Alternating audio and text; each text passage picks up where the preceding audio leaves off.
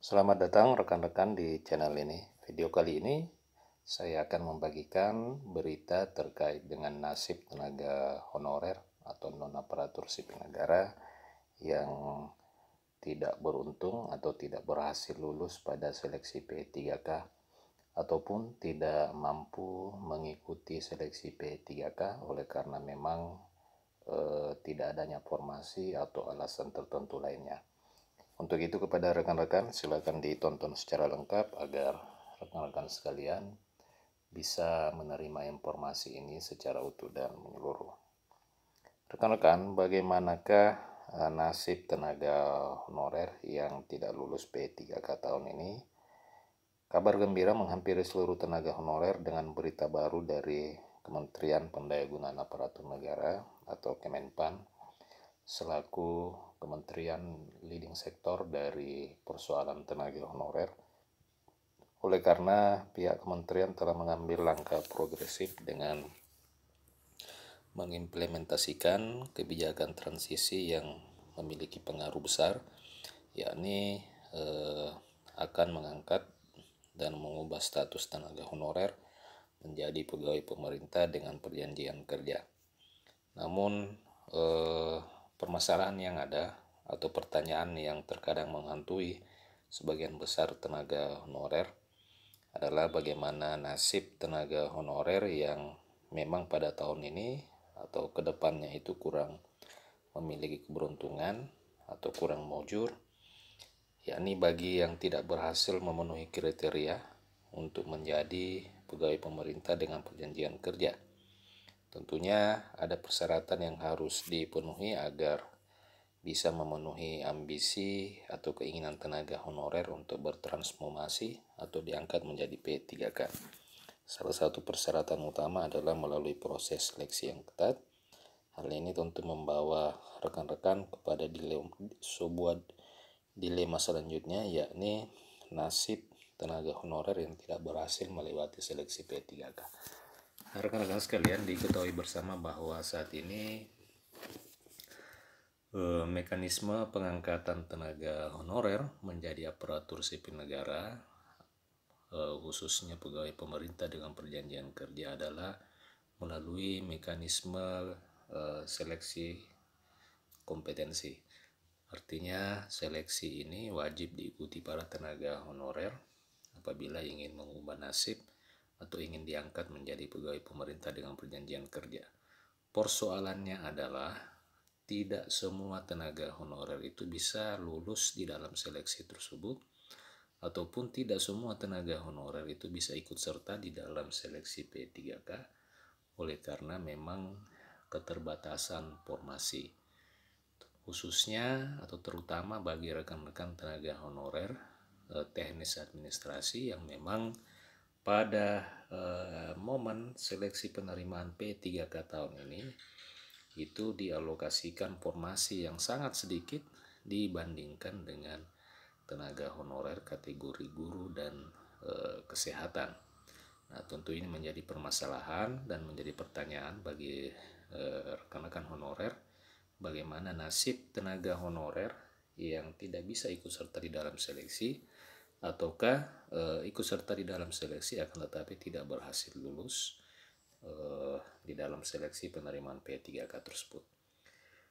Rekan-rekan honorer, bagi mereka yang ingin menjadi P3K, tentu mereka harus bisa menyelesaikan diri dengan syarat-syarat yang telah ditetapkan sesuai dengan kebutuhan porsi jabatan di berbagai instansi pemerintahan.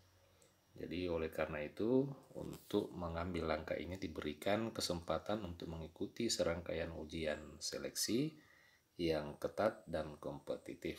Dengan begitu mereka para tenaga honorer dapat memberikan yang terbaik di dalam usaha mereka mengikuti seleksi itu dan mencapai impian sebagai aparatur sipil negara, khususnya pegawai pemerintah dengan perjanjian kerja.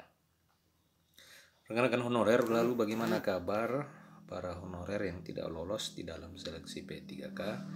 Deputi Bidang Sumber Daya Manusia Kementerian Pendayagunaan Aparatur Negara beberapa waktu yang lalu telah memberikan penjelasan bahwa nasib selanjutnya bagi mereka adalah akan diatur di dalam peraturan akan diatur oleh pemerintah daerah, maksud saya, di wilayah masing-masing. Jadi sebenarnya rekan-rekan honorer yang tidak lulus itu nasibnya sepenuhnya diatur oleh pemerintah daerah atau instansi daerah masing-masing.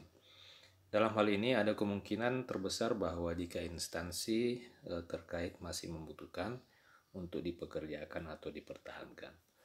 Jadi kemungkinan besar rekan honorer ini masih tetap bisa bekerja di instansi oleh karena memang tenaganya masih dibutuhkan.